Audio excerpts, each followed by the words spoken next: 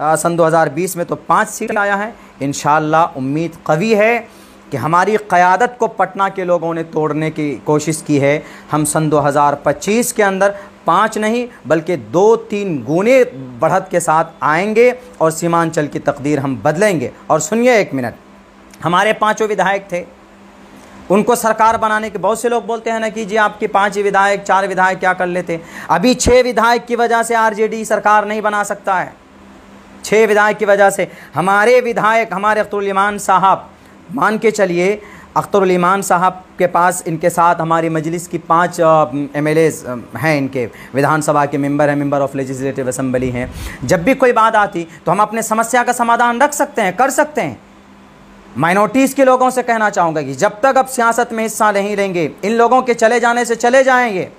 ये पार्टी के हक़ में अगर होते वफादार तो अभी कंधा से कंधा मिलाकर खड़ा रहते।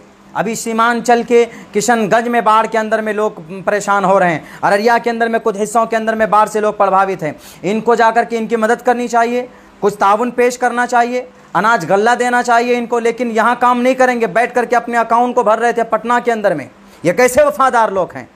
लोग सब चीज़ देख चुके हैं। टोटल वर्कर से कहूँगा, तमाम माइनॉरिटीज़ के लोगों से कहूँगा, सीमांचल के एक एक फ़र्द से मैं कहूँगा, इन लोगों को पहचानिए। आने वाले इलेक्शन में आप अपनी हक आपको जो दिला सके उन लोगों को इख्तिदार पर लाइए। मैं आपको यकीन दिलाता हूँ कि वक्ती तौर पर ये लोग गए हैं, लेकिन फिर पूरे आन बान शान के साथ इंशाअल्लाह हम कामयाब होंगे।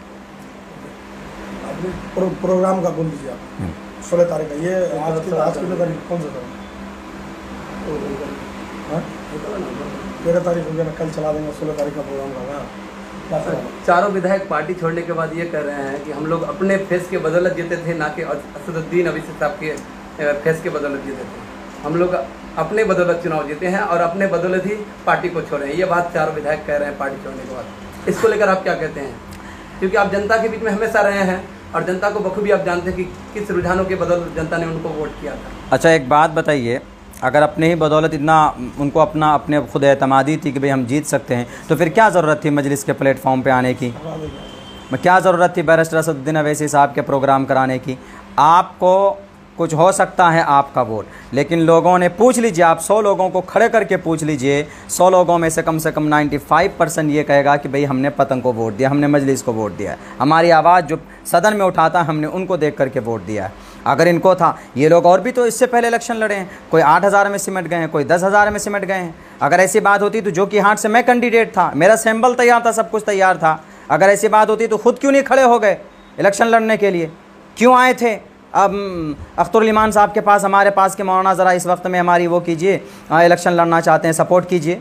हम अगर सपोर्ट करने के लिए खड़े नहीं होते, चूँकि MIM के हम कार्यकर्ता हैं, जो कि हाट के एक एक गांव, एक एक गली के अंदर MIM के प्रचार को लोगों दीवाने बन चुके इसके, और MIM को देख करके, आपको नहीं देख करके वोट दिया है। आने वाले इलेक्शन में आपको पता चल जाएगा कि आपको कितना वोट मिलने वाला है। उस वक्त देख लेंगे कि भाई आपको कितना वोट दिया है लोगों ने और MIM को कितना वोट दिया है लोगों ने। तो ये तो गलत बात है। अगर इनको इतना ही कॉन्फिडेंट था तो खुद ब खुद लड़ जाते। ये अपने वर्करों को, अपने कैडर को नाराज़ करके आप लोगों को टिकट दिया गया था। इस्तीफा देके आ जाए। तो पार्टी को नई सिरे से अपने विधानसभा में खड़ा करने के लिए आप मीटिंग रखे हैं, तो कब मीटिंग होगी? इसको लेकर आप कार्यकर्ता को जानकारी दे दें हमारे व्यूअर्स। पार्टी के हमारे टोटल कार्यकुनान की हमारी एक मीटिंग है, अभी उसमें कार्यकर्ताओं की और लोग भी उसमें शामिल होंगे। 16 तारीख को उदा हाट, जो कि हाट के अंदर में 3 बजे से शाम को एक वर्करों की हमारी मीटिंग है। उसमें हमारे रियासती सदर अख्तरुल ईमान साहब की भी शिरकत होगी।